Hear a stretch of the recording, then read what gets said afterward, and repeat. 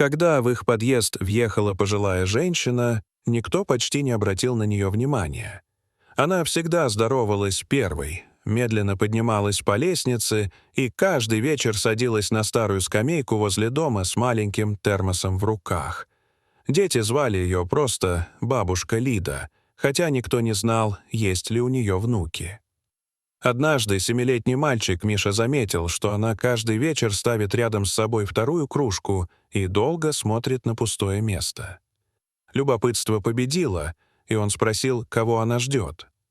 Женщина улыбнулась так тихо, будто боялась спугнуть воспоминания, и ответила: «Мужа.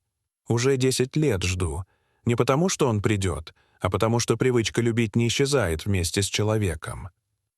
Миша тогда ничего не понял, но с тех пор стал каждый вечер приносить ей по конфете из своих запасов.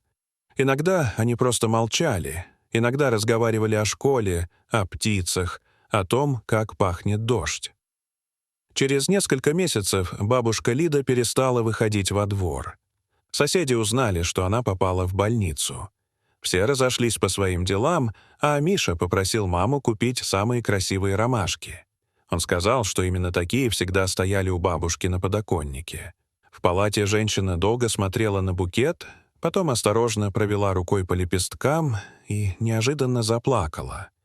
«Знаешь», — сказала она мальчику, — «мне казалось, что после моего мужа никто больше не вспомнит обо мне просто так».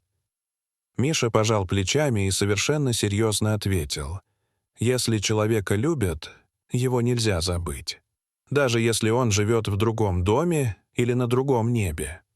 Через неделю бабушка вернулась домой. Снова появилась на своей скамейке, но теперь рядом с термосом всегда лежала еще одна маленькая конфета. «Это для тебя», — говорила она Мише. Годы прошли быстро. Мальчик вырос, окончил университет, переехал в другой город, но каждую осень приезжал во двор с букетом ромашек. Скамейка давно стала пустой, однако он все равно ставил рядом 2 кружки горячего чая. Одну для себя, другую для той, которая однажды научила его, что настоящая любовь не заканчивается последним прощанием, а продолжает жить в маленьких привычках, добрых поступках и людях, которых мы однажды успели согреть своим сердцем. Дорогие зрители, что вы думаете об этой истории? Расскажите, пожалуйста, в комментариях. А если вам понравилось это видео, то ставьте лайк и подписывайтесь на наш канал. До свидания.